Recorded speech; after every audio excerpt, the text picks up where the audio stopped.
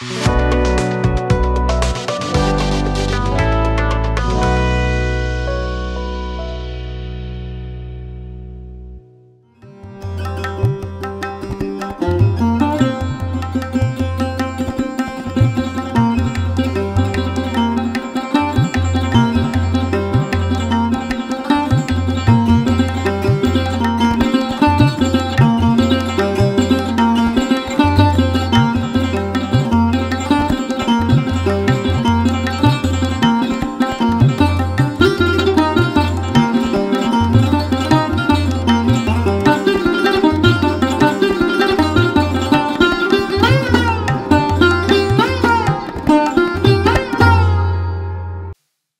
जीशु ख्रीष्ट अति बहुमूल्य नाम संपर्क इंडिया द्वारा प्रस्तुत कार्यक्रम नुआ सकाल आशार आज अध्याय मुझे स्वागत जनाए। प्रभु आपण प्रत्येक को बाहुल्य रूपे आशीर्वाद करंतु। आज आम जो प्रसंग में प्रभु वाक्य ध्यान करवा आलोच्य प्रसंग होछि नाहीर अर्थ नाही। नाहीर अर्थ कौन? नाही।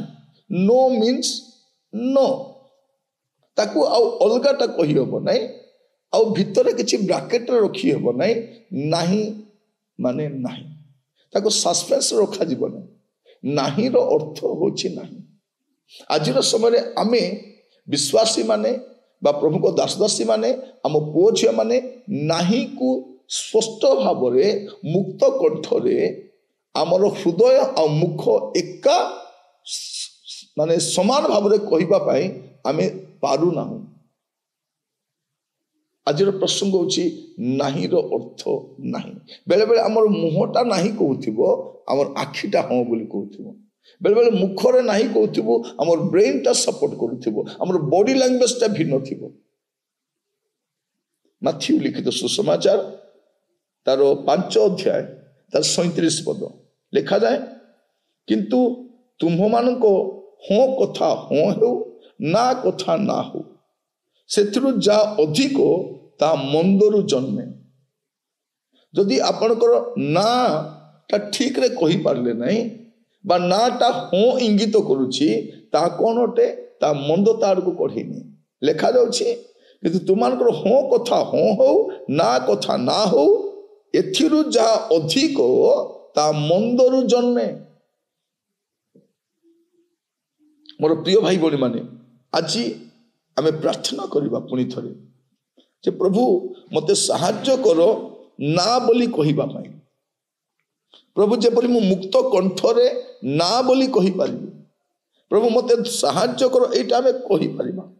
आदि पुस्तक देखंतु जने व्यक्ति को कथा देखिबा। आदि पुस्तक तार 39 पर्व तार 9 पद, एही गृहरे मो ठारू बड़ केही नाही, तुम्बे ताहांको भार्या ए निमंते केवल तुम्भ छड़ा मो प्रति आउ किछि मना नहीं। ए तु मु कि रूपे एडे बड़ पाप बड़ दुष्टता और परमेश्वर को विरुद्ध पाप करि पारे से कहते मु करि पारिबी नहीं। एटा मो दे संभव नुहे। एटा कोन अटे? तुमे तो ए गृहर कर्तांकर कर्त्री अट, तुमे मालिकाणी अट, सेटा तुम कथा। किंतु मो कथा कोन? मु कि रूपे एडे बड़ दुष्टता और परमेश्वर को विरुद्ध पाप करि पारे से नाही बोली कहउछन्ति। देखो तो सेठी केही नथिले। से स्त्री लोक एमिति व्यवस्था करिछि जे से पाखरे केही नाहंती। से पाप करी मुह पछि चुपचाप हिजिबो। जोसेफ मध्य कोन करबा कथा? नीरवरे मानि जिबा कथा। कारण से गोटे दास अटे, तार फायदा उठेबा कथा। से कहले ना। प्रिय माने ना आपण कहबा को शिखंतु नाही बोली कहबा पई। आज समय आमर अनेक पुओ झिया माने विभिन्न पापरे छंदी ही रहिछंती कारण ना बोली कहि पारना। आम नाटा बेले बेले हाँ भाया शुभुची। यारे मुहरे नाही कहूथिबो, मुखरे नाही कहूथिबो, मुहरे गोटे स्माइल थिबो। आपणकर मुख मंडल आपणकर चक्षु आ मुख एका कथा कहू ना माने ना। इटा तापर से मूल्य देले ना कहिबा द्वारा मूल्य देबा कोडे सा बड़ विषय नहीं। किंतु ना कहिबा पे शिखतु। नाहीर अर्थ नाही अटे। ना माने ना। आप देखो दानियल पुस्तक आप देखिए दानियल कौन कहते?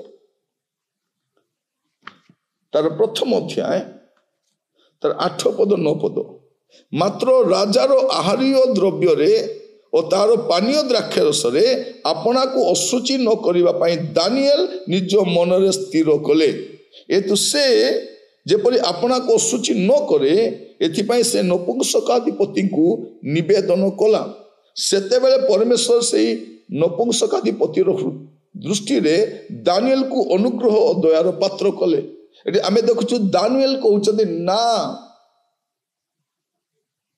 ना माने ना नाहीर अर्थ नाही मोर प्रिय माने मु कहिबा पाई चाहे आमे अनेक विषय जा आमे नाही बोली कहिबा कथा आमे करि दउछु आमे नाही बोली कहिबा कथा हमर नाहीटा होरे परिणत होउची प्रथम रे तो नाही बोलुछु परवर्ती समय जे आमे करि पकई थाउछु काहे कि आमे दृढ़तास्थ ना बोली कहि पारना प्रभु मान को अनुग्रह करंतु आमे देखुछु हनानी और मिसाइल और असरिय राजा को कहते महाराज आमे प्रणाम करिबु नाही आपण अग्नि रे पकांतु किछि आपनकर अधिकार सेटा हमर प्रभु रक्षा करि पारंती से रक्षा करंतु बा न करंतु किंतु आमे प्रणाम करिबु नाही एटा मूल कथा प्रभु आज आमन को अनुग्रह करंतु एई कथा बुझिबा पाए नाही बोली कहिबा मोर प्रिय भाई भणी माने नाही रो अर्थ नाही नो मीन्स नो आज आमे प्रार्थना करिबा आ प्रभु को सहायता मागिबा प्रभु मते नाही बोली कहिबा पे सिखाओ जेपरि मु ना बोली कहि पारे मोर प्रिय भाई भणी माने प्रभु आज आमान को सहायता करंतु आज प्रार्थना करिबा आमे गुडे विषय ना बोली कहूछु परवर्ती समय करूछु टिके करि दियंती कि टिके देखि दियंती कि टिके सुनि दियंती कि नाही तो कहिछु माने नाही